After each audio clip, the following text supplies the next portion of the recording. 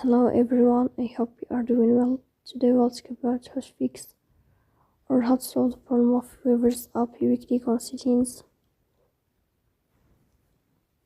In this page, you go to apps, default apps, app settings.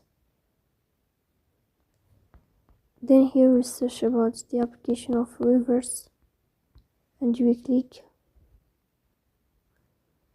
Here in this page of app info, we go to first stop and you click OK.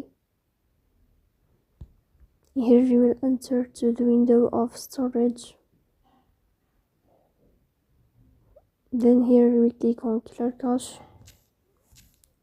In the end, you will turn off your phone and you will restart your phone again to fix that problem.